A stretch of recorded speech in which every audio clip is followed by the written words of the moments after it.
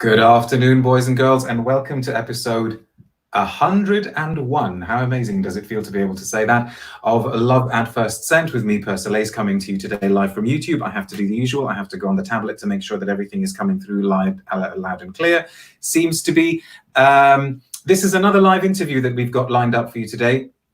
One that proves to be fascinating, interesting, and also in a way unusual, because I think this is the first occasion where we have got the representative of a brand who, as far as I'm aware, but I'm sure he'll correct me if I'm wrong, as far as I'm aware, doesn't have a direct influence on the creation process, on the production process, because he is what is called, in this case, a brand ambassador. So we'll find out, hopefully, from him what a brand ambassador is.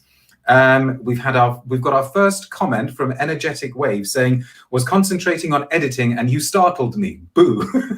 I don't know where you are. Sorry I startled you. Keep the comments and the questions coming.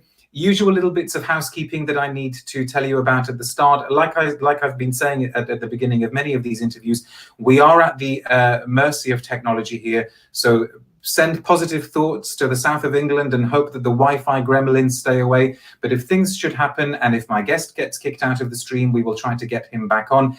If I get kicked off of my internet, then I'll have to make a decision about whether it's possible for me to come back. But rest assured, we will do what we can to keep the interview going. But apologies in advance if anything like that happens.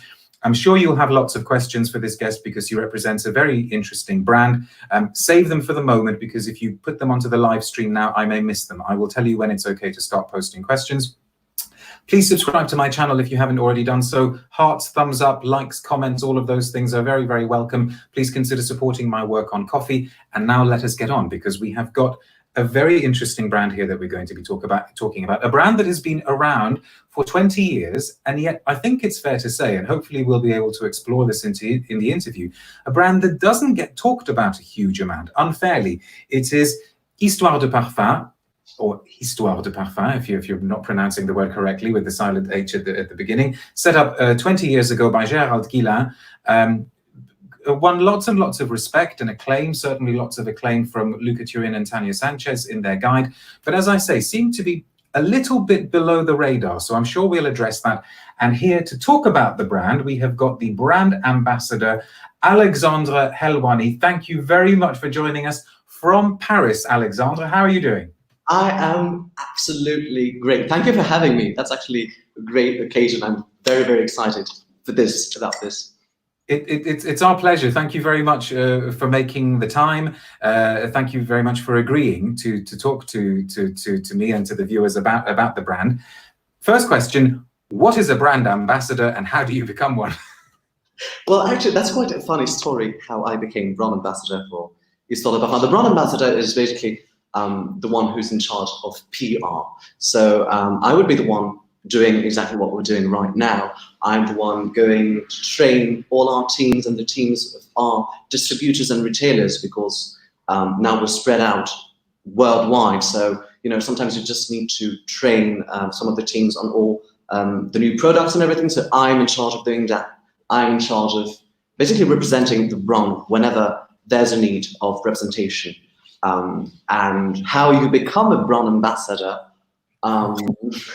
that's a funny story, because the way I actually entered the Histoires De Parfums team is quite peculiar, because I met Gerald Ghislain by pure chance in Dubai. So we have that in common, all three of us.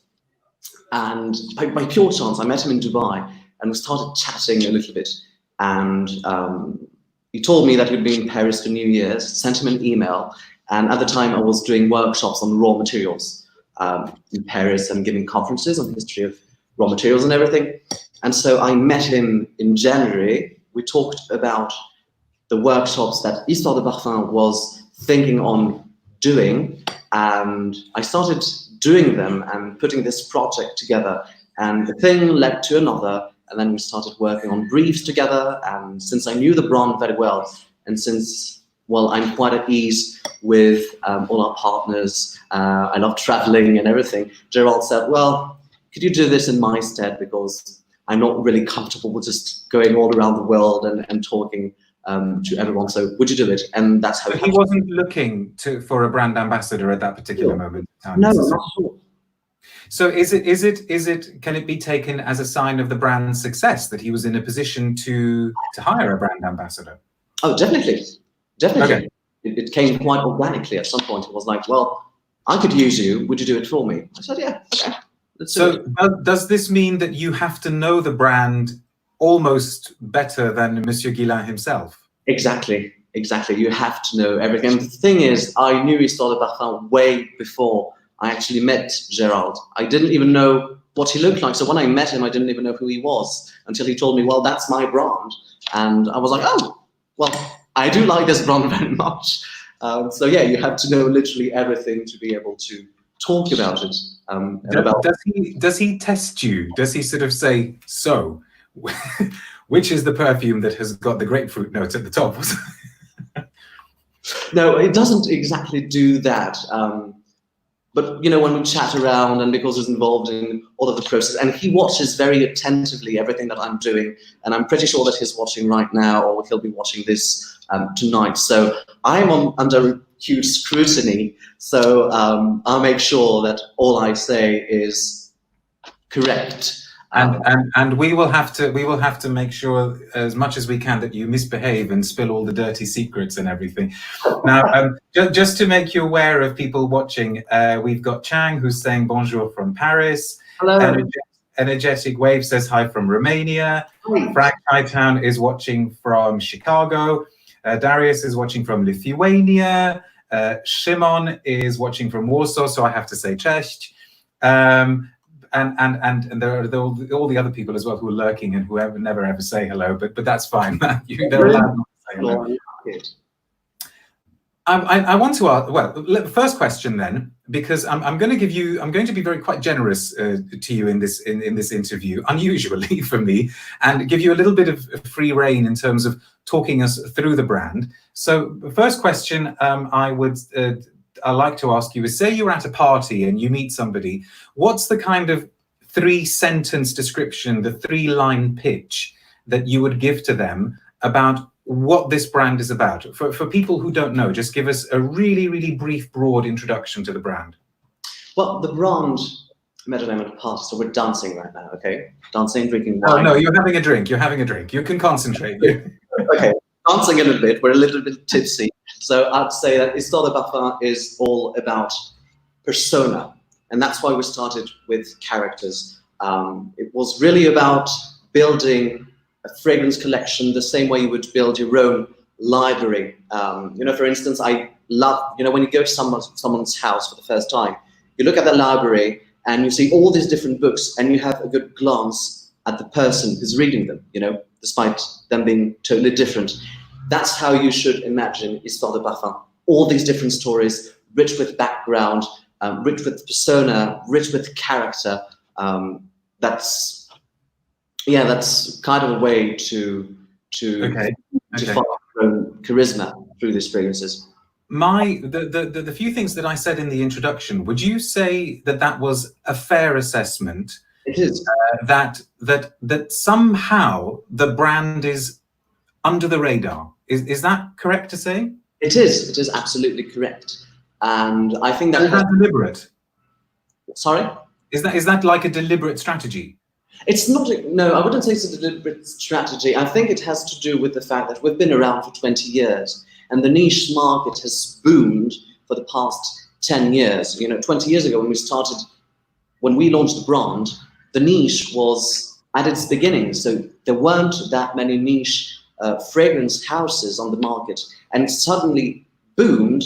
And the fact that there are so many new brands, indie brands, a lot of them coming from America, that come and go, you know, this all turnover made it that Histoires De Parfums is kind of in the background. You know it's here. You know you can always come back to it. So a lot of people actually don't come back to it because they know it's, you know, it's like the tie you have in your wardrobe. You love it. You know it's there, but you always go for the new one. And at some point you'll be like, oh, hell, why have I not been wearing that tie all these days? And I think that's the reason why this brand, like a lot of other French brands that started 20 years ago, like we did, are a bit of under the radar as well.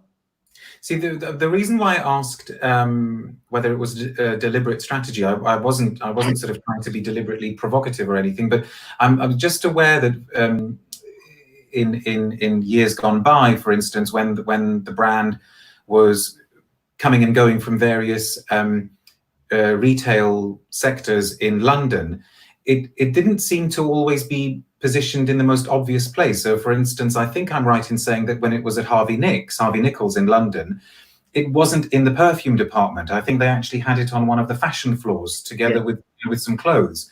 And I just wondered if that was part of the modus operandi of the brand, that you actually want to set yourselves apart from the rest of the crowd.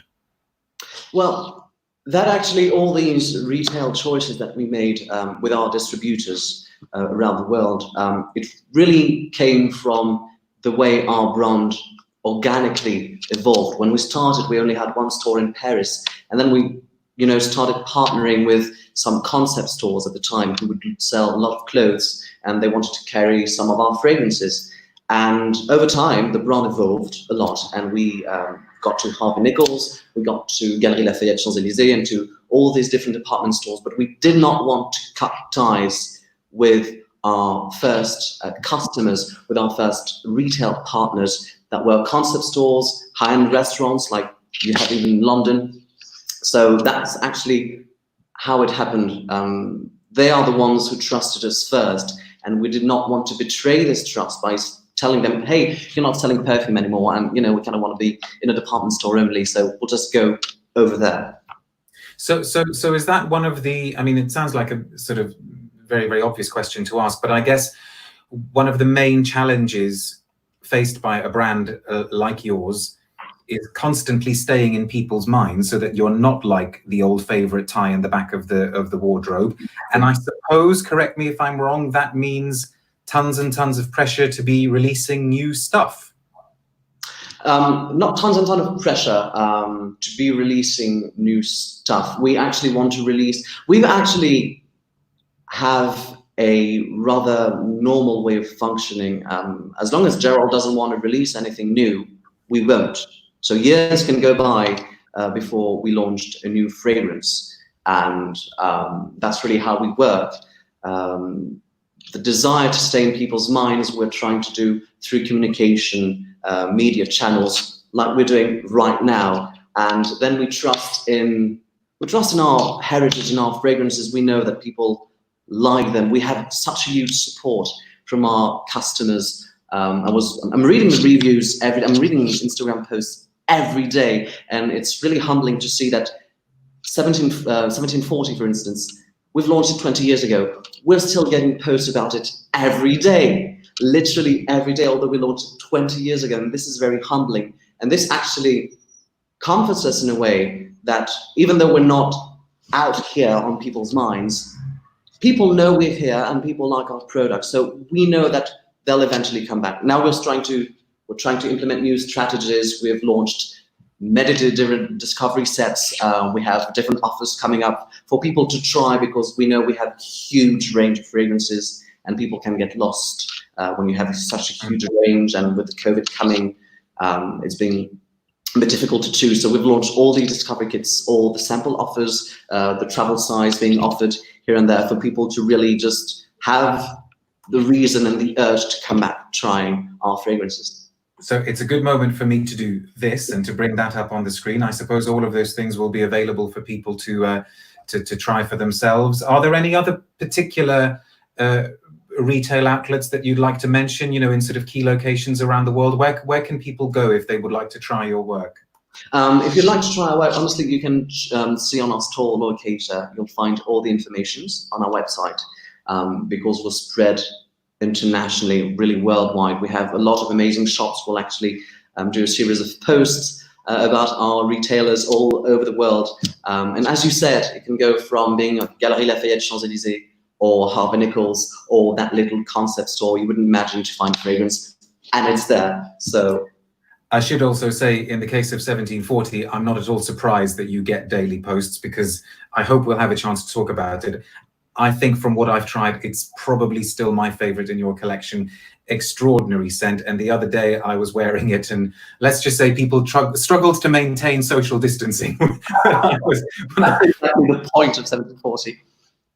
Okay, fair enough. No, I really hope we get a chance to talk about it. So, when I was preparing for this particular interview, I found myself feeling quite torn, because you are here, Alexandre, as a representative of a brand, and so of course we should do the right thing and talk about the brand and talk about the perfumes and talk about Monsieur Ghislain and all the rest of it. But you are an extremely fascinating person in your own right. I asked you for a little biography. And, you know, folks watching now, I definitely was not expecting this. So I've got here that you're a playwright, a perfume consultant. You're also the editor of the Perfume Chronicles, which I suppose is the thing that a lot of people may have been aware of in relation to you. But this was fascinating. I can't let you go without asking you this question. You were taught the art of incense making while living in Dubai. And then you actually became the purveyor of fine and bespoke incenses to churches within France and Europe. How on earth do you manage to wangle your way into learning how to make incense in Dubai? Well, actually, like everything in my life, it just fell upon me. In Dubai, you're aware, there's the entire souk in Deira. It's the oldest part of Dubai. And when you go to the souk, I just realized that there was this world I wasn't aware of. Wherever you go in Dubai, if you people haven't been in Dubai, wherever you go, you'll smell incense burning in the streets, in homes. Whenever you go to somebody's home, you'll be greeted with incense, with bukhur, as they call it over there. So when I got to the souk, I discovered all these raw materials, and that's actually how I got into niche perfumery.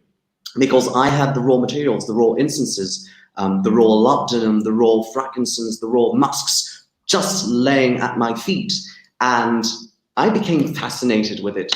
And I actually started making it with someone over there, because I would go there almost whenever I could go to the souk. I would go to the souk, and I just asked. Okay, no, hang on. I'm going to pause you, because this is always the most interesting part of the story. It's like, I just started making it. So what? You just went into your kitchen and went, oh, I'm just going to use these things to make. What's the basic building? You know, how do you start? You take the incense, because I asked a guy, how do you make this bukhuri? And I was like, you just mix them everything all together. And then I actually came home and I started just mixing everything all together. So you grind and you mix and everything, and then you burn. What do you mix? What do you mix? You take frankincense, and you can mix different frankincenses. You can mix frankincense with attar oil. So you have to ground it into a powder. And then you can add oud and perfume, and you mix it and you let it dry. And so I started making it at my home, and then I learned the craft with this guy. I just came back and I said, I want to know how to make it. And then when I came to Paris to study, I needed to pay for my everyday life. And so you made incense? Yes, I remember I was going to a friend's wedding. I went to a friend's wedding, and the incense over there was awful, really. I just, it was, itching the back of my throat. So I went to the priest and I said, excuse me, what's the incense you burned during the wedding? And he said, oh, I don't know, the thing that's lying over there in the cupboard. I asked if I could see it, and it was this mix. It's very common in France. It's a very poor quality synthetic mix. It's called the Three Magi mix. And I said, well, if you don't mind, I could give you some incense, and then if you like it, I can give you more. So I gave him a little pouch of frankincense I bought in Dubai. It was a Boswellia papyrifera coming from Yemen. It was actually very beautiful. It smelled of these dry citruses, dry lemons, the ones we use in Iranian cuisine. Dry lime. Sorry to correct you, but being half Iranian, I can't let that go. It's dry lime. Yeah, thank you for correcting me. So the dried lime. Go on. Like dried limes. When you burn, it's really wonderful. So I just gave him a little pouch, left him an email, and 2 weeks later I received an email telling me, hey, I love your incense, can I buy you a kilo? I sold him a kilo, and then all the priests would come to celebrate in his church would use the incense and ask, where do you get your incense from? And he said, well, this guy, he gets that from over there, he's from this place, And so I started selling, and then the priest would come and just ask if I could do a bespoke blend for the feast of I don't know which saint, or for such occasion. I started doing bespoke blends, and then I started getting in touch with bishops, and one thing led to another, and I really became this. I don't think there's ever going to be another interview where somebody says, I started getting in touch with bishops and then one thing led to another. Let's not go there. So, no, but what a truly fascinating and inspirational story. Has Gerald Ghislain made use of some of your expertise on incense in some of his some of his creation? Absolutely. Actually, he made so he's used my expertise on the history of raw materials, because this is really what I like, to create our little workshops, the raw materials workshops, where you go through all the basic big raw materials of perfumery, and you smell the raw materials, you smell the perfumes, and you understand how they work in a perfume. So we designed this together, and we're working on an incense line, the Bechur line together. The launch isn't set yet. We're still working in the lab, just mixing everything, just trying to find the good ratios with the perfumes, with the laudanum, with the oud and everything. So it's quite interesting. I think some Vahush here is trying to sort of say what they are. Now I can read that says limu, but can you read Arabic, Alexandre? I can't. No, see, I can't, because I know it's limu, but sorry, Vahush, I can't make out, my dad, if he's watching this, is going to kill me that I can't make out that second word, but never mind. Sorry. But I think this is in reference to the limet sèche, right? Limet sèche in French. Am I right? What? Limet is lime, isn't it? The dried lime. Okay. You'd say citron vert. Okay. Right. Thank you very much. So you're going around making incense, as you do. You're also apparently a fragrance consultant, and you provide historical documentation and formula reconstitutions to perfume brands. Now, that's a fascinating line of work as well. What things have you reconstituted that we might know about? I've reconstituted, I'm actually working right now on a reconstitution of the perfume of the gloves of Elizabeth I that she would have used. Basically, brands come to me or because they want to work on a perfume inspired by a historical recipe, and they would just come to me and ask if I could reconstitute.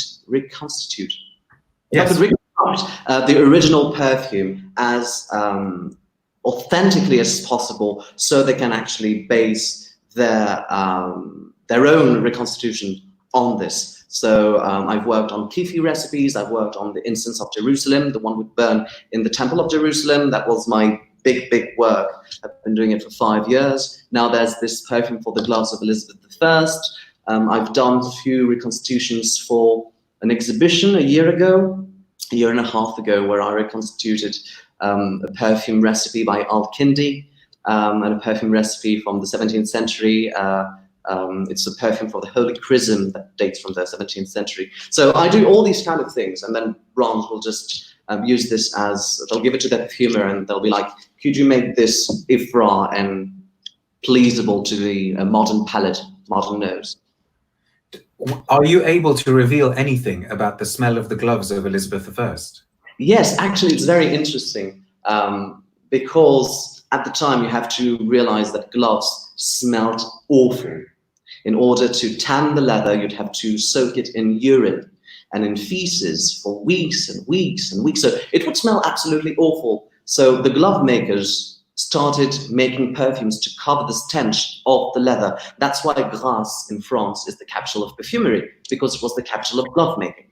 And the glove of Elizabeth I smelled a lot like jazz. She loved jasmine. So there was this huge accord of jasmine, rose, and violet, because she made it in the Spanish fashion, which had a lot of violet at the time. At least the perfume for the gloves was of a Spanish fashion. So you have to imagine this huge jasmine, rose, violet accord over animalic basis of ambergris, musk, and civet. That was the main basis of the scent of the gloves. Fascinating.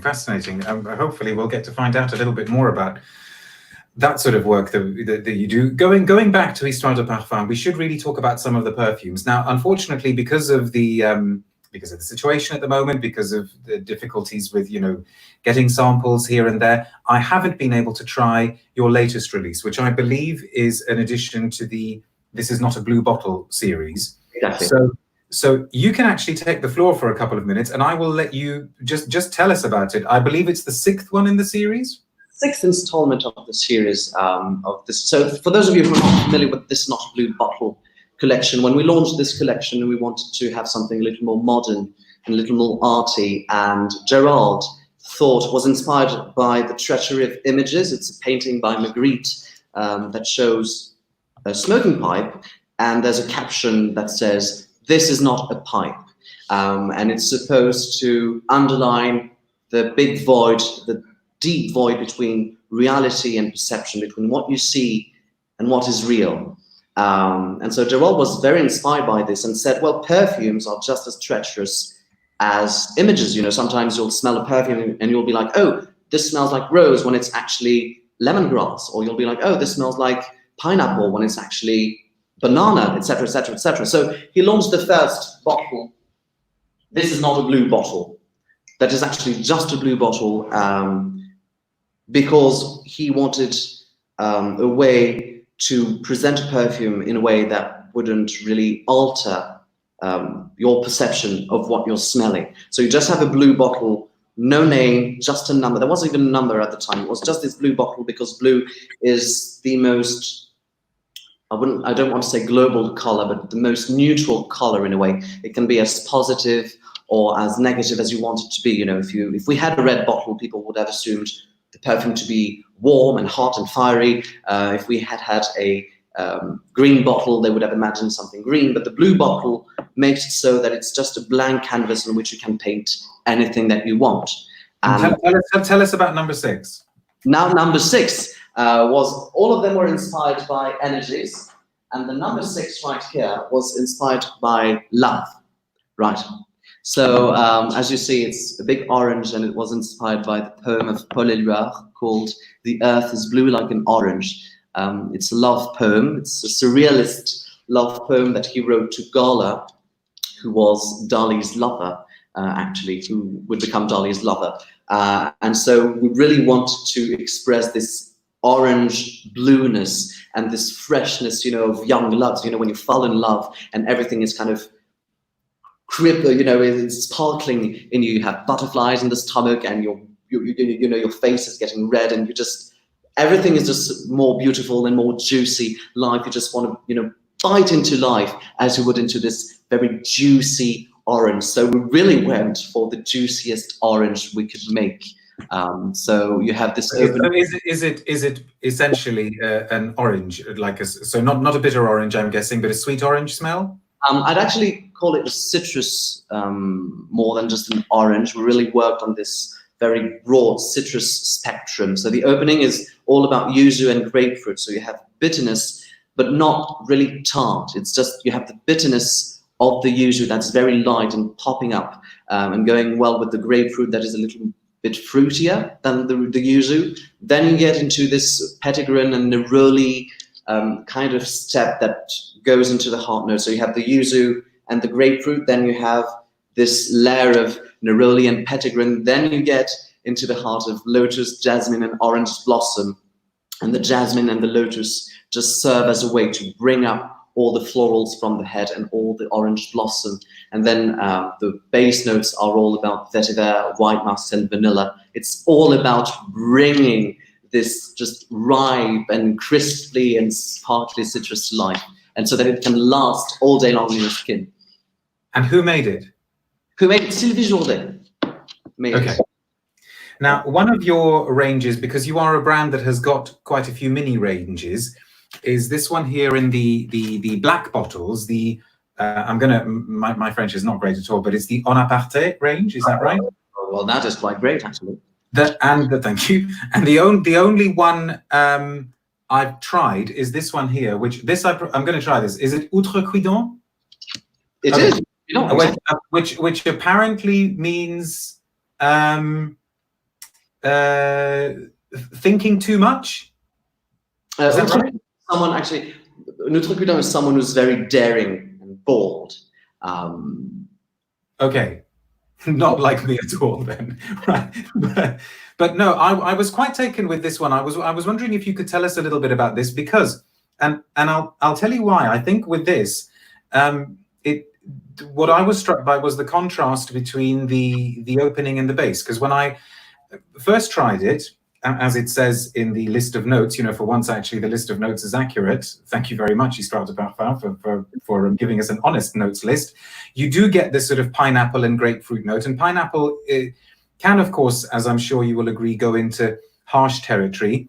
And I remember smelling it thinking, oh, okay, so it's going to be a little bit thin, it's going to be a little bit screechy, but it really takes you on a journey, this one. And now there's this really, really beautifully retro almost base of leather, which I think to me has hints of Bondy from Piguet, which could be, I suppose it could be the labdanum in there. Can you tell us a little bit about this one and who made it and how it came about?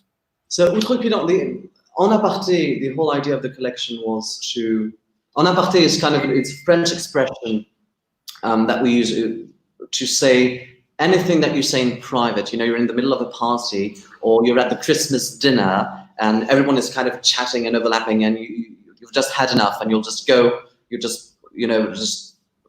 rise up from the table and ask your wife to join you for a little word in the kitchen and just rant about everybody. That's an en aparté. And so all the perfumes are kind of these qualities that could actually be read as the opposite. So irrévérent is someone who's irreverent, the word exists in English. Outrecuidant is someone who's very daring and bold, and live too much. Prolixe is someone who speaks too much and speaks too loud. And we kind of wanted this defaults, we kind of wanted to make them into qualities. So all the perfumes, they feature a clash of contrasting notes. And the contrast in Outrecuidant was to have this pineapple and orange blossomy opening and light-aired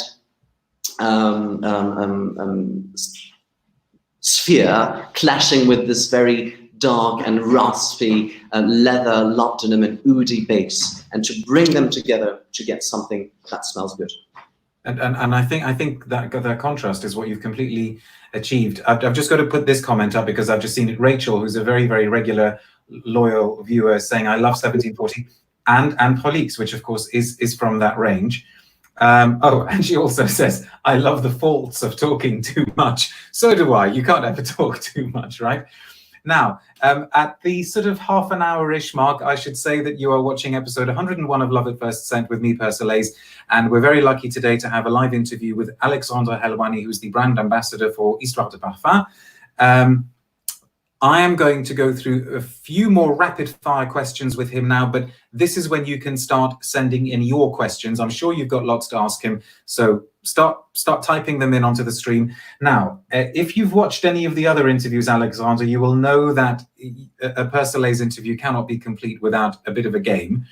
But I don't know why I'm feeling generous. I think I have to feel generous. I have to sort of take a more generous line with you, just because I must confess I am not overly familiar with what Histoires De Parfums have released in the last few years. And as I say, because of the current situation, it was only possible for a small number of samples to make their way to me. So the game we're going to play is that I'm going to ask you some questions, but I don't know the answers to them. There are no wrong answers because you can basically say what you want and I will have to believe you.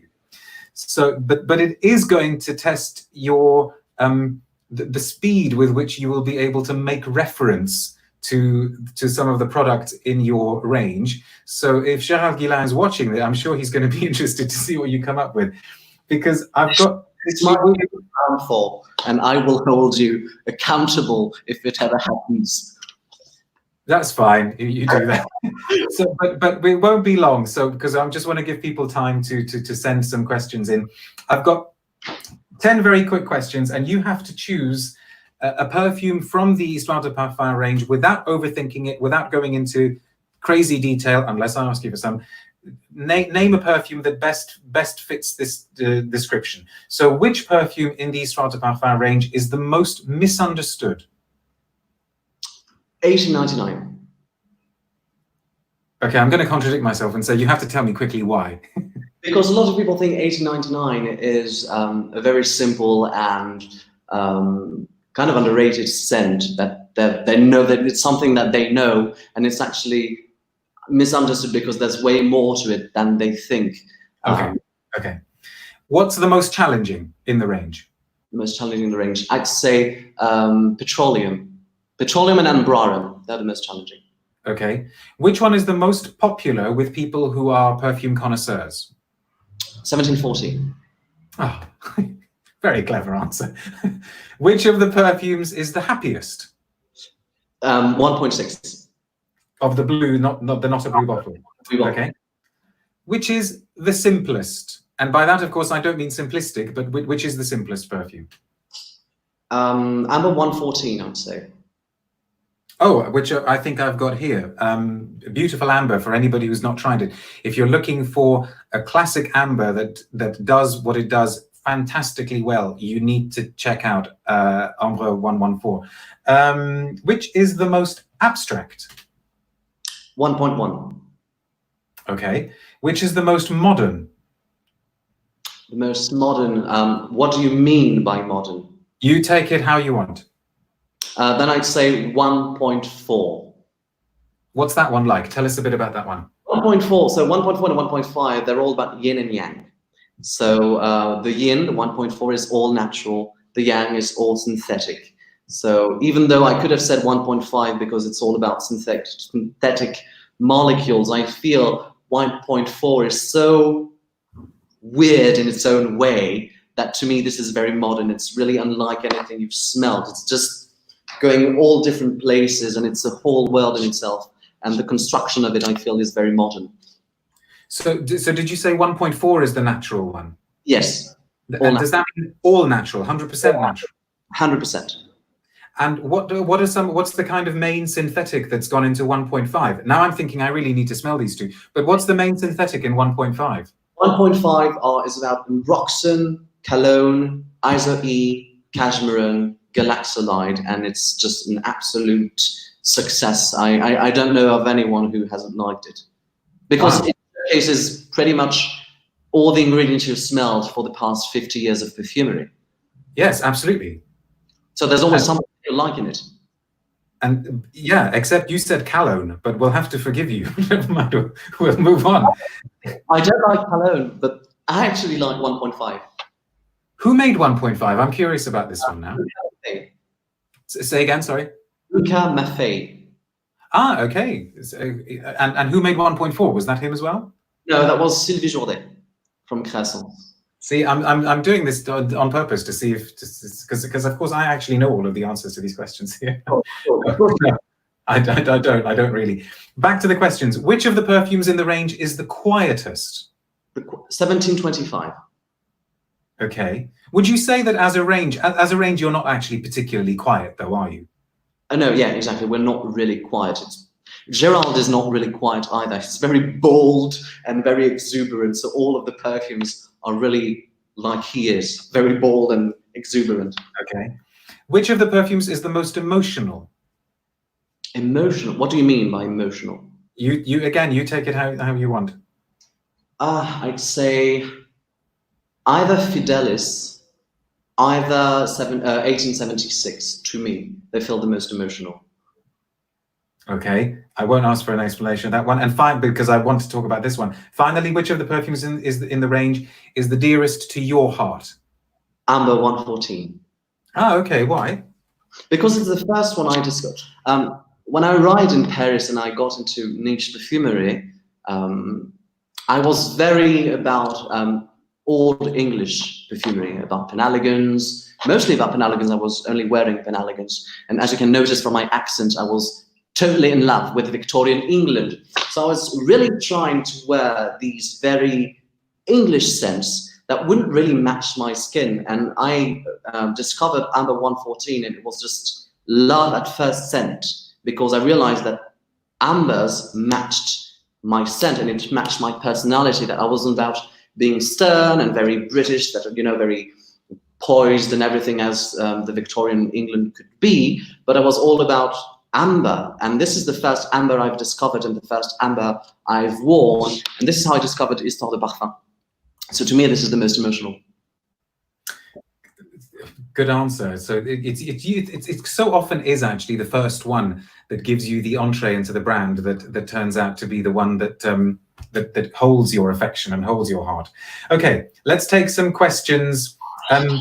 This is a fact. I saw this question come up and I thought, well, I have no idea what the answer to this would be. So you either know the answer to this or you don't, Alexandre. But let's see. 87 Linseed is saying, do you know what perfume Mozart wore? I have no idea. I really have to look into it. Mozart lived at a time, I think the eau de cologne was, the first cologne water was already on the market. And at the time, it was the only perfume we'd wear. So I think that if he wore a perfume, it would have perfume in alcohol. I think he would have worn an eau de cologne. Otherwise, the powders you'd use for your wigs and the powders you'd use for your skin, they were all scented at the time. You wouldn't much scent your skin as you would scent all of the products you would use. So if he had worn a perfume, it would have been a cologne in some way. And could we make a Mozart one? Definitely, that's actually a very good idea. I'll bring it up to Gerald. 87 Linseed, I'm just fascinated. Is there a particular reason that you have for asking about Mozart? Have you maybe done some research into Mozart's perfume? Vahush is saying, what are your top 3 favorites from Histoires De Parfums? So that would be Amber 114. We've talked about it. Tuberose 3, because I'm all about tuberose and immortelle. And this is just this sexy and dark, and very exotic tuberose perfume. And 1740. Is Tuberose 3, I can't remember, is that the one that is nicknamed Animal? Exactly. Yes, I seem to remember thinking that I like that one very much as well. We've got a question here. Could you talk about perfumery from the year 1750 to 1790? What was fashionable for men? Is there anything I could smell now that smells like something from those days? Again, like I said, eau de cologne. Because the perfume we wear today, and that means the perfume in alcohol is something very new and modern in terms of the history of the perfumery. Like I said, you wouldn't perfume your skin at the time. You'd perfume your gloves, you'd perfume your wigs, you'd perfume your clothes, but you wouldn't really perfume your skin until the eau de cologne by Mr. Farina came about. So if you want to wear something that would smell like a perfume from the end of the 18th century, you could try an eau de cologne, or I'd guess an eau de cologne. And then a little bit later, we had more brands that came around the court of Versailles. We started having real perfumes coming at the court of Versailles, but it was, again, all about citruses, orange blossom. I know Louis XIV loved orange blossom and oud water and would splash himself with this.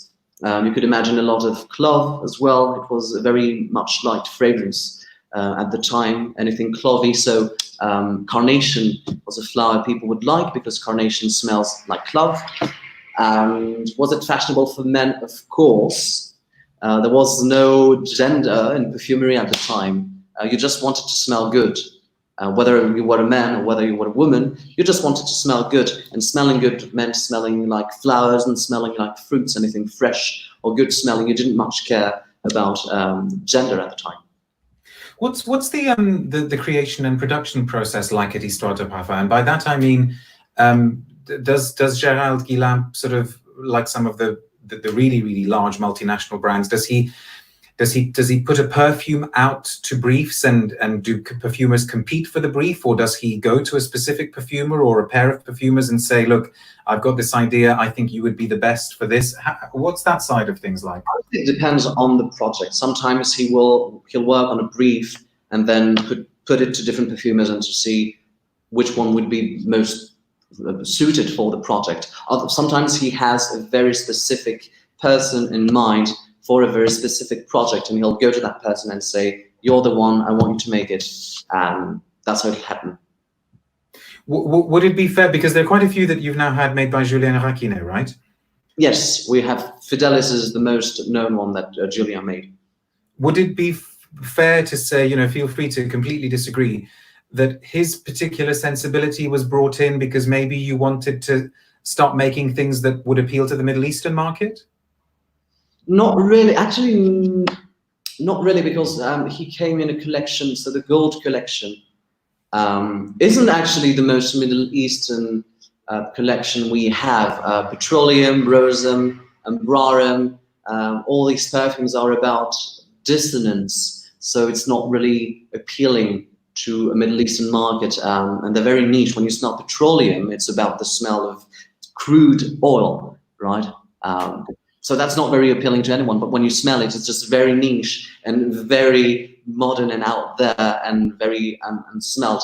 And Fidelis, I think when we wanted Julian to come in, it was just to have a new, younger approach to perfumery, because you have different generations of perfumers coming out of school, and with each generation, they have their own codes and their own different approaches. And we've worked a lot with Sylvie Jourdain. At some point, it was like, oh, let's try someone, from the young generation. Let's try Julien, and it worked well. And then he went to Le Camafé, and it worked well as well. And it really depends. I'm curious to know how you would respond to this, because with brands like Histoires De Parfums that started off really independent. Well, actually, I need to backtrack and say, is it a completely independent brand, or are there sort of outside investors as well in the picture? What's the sort of structure of it in that sense? It's absolutely independent, and it's completely independent. So there isn't a kind of a cigarette making company from another country that says you need to make a tobacco scent because that's. Oh, no, not at all. Okay. Gerald is the main owner. Okay, so when you do have a brand that is 100% independent like that, from what I've seen, and as I say, it'd be interesting to get your response, there's always a kind of tipping point in the development of brands like this, because you've got the first phase where everything seems to be very much about the vision of the founder or the founder perfumer, if they happen to be a perfumer, and lots and lots of self-expression. A perfume like 1740, which is such a strong example of self-expression, like the amber, and then you can detect a point where the brand seems to think, okay, now I actually need to start thinking more about what people want, what people are going to buy, what people are going to spend money on. We've crossed that tipping point with Histoires De Parfums, haven't we? It's not so much about self-expression. It is now more about meeting the demands of the market as well. You take it away. Agree, disagree? I agree and disagree at the same time. I actually agree on the analysis. Like you say, when you're independent, at some point, it's still a commerce, it's still a trade. So at some point, you also want your brand. You want your brand to work well, and you want to be very honest and genuine about all of your launches. And Gerald has this very deeply exuberant and genuine personality, and is very uncompromising. So we've had the struggle, and the good thing is that we are, of course, aware of what the market likes, of what the market demands, and the fact, and we're trying really. There's always the struggle, but we're trying to, at the same time, have perfumes that will meet some demands and focus on other perfumes that are very true, absolutely niche, that we'll know we won't necessarily sell well or a lot of, but that are absolutely true to the niche desire, the niche energy, and the niche a vision that started the brand. 1740, actually, people like it. And these are the perfumes, actually, that people like the most.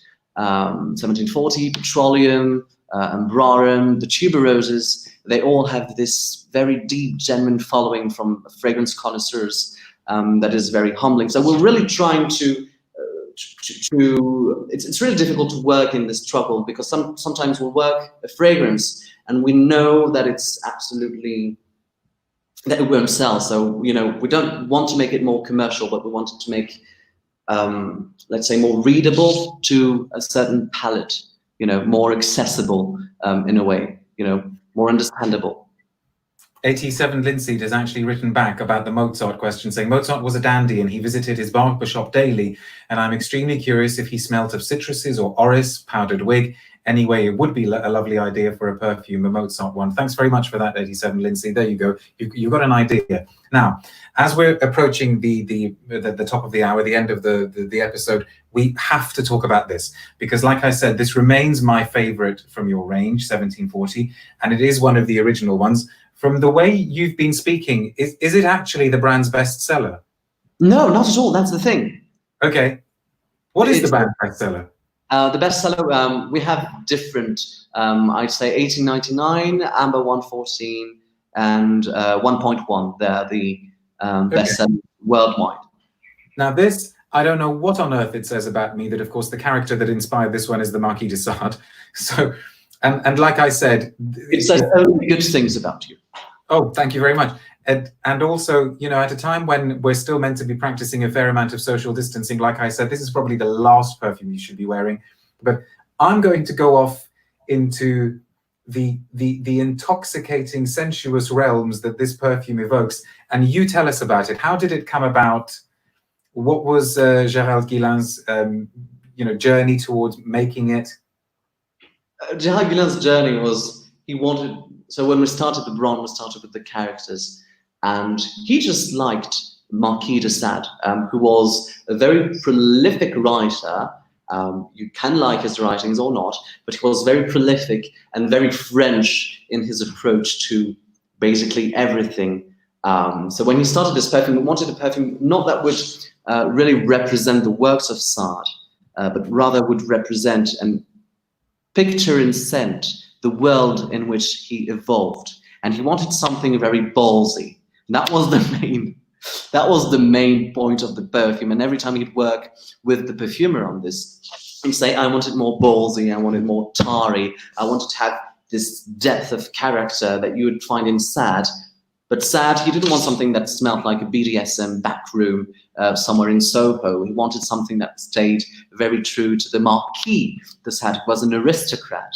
And when you smell it, it feels like I always close my eyes when I smell it, and I imagine just walking into Versailles, into the hall of mirrors at night, and there are, candles that are dripping their wax on the floor. The banquet table is totally overturned. There are cherries and pitted fruits being eaten and squashed everywhere, and people moaning in the darkest corners of the room. And you just get into this room that's very hot and that smells like wax, and the wax on the floor and the wax from the candles, and you smell the bodies of the people moaning, and you smell this humid air filled with booze, with wine, with this deep carnal love. And to me, that's 1740.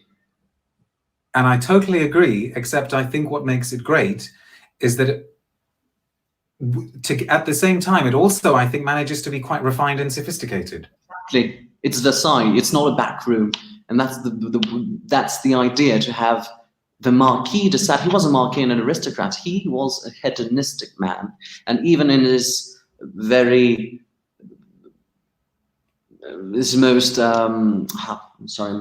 lascivious parties, I'm trying to find the word. In his most lascivious parties, he remained as aristocrat as he could.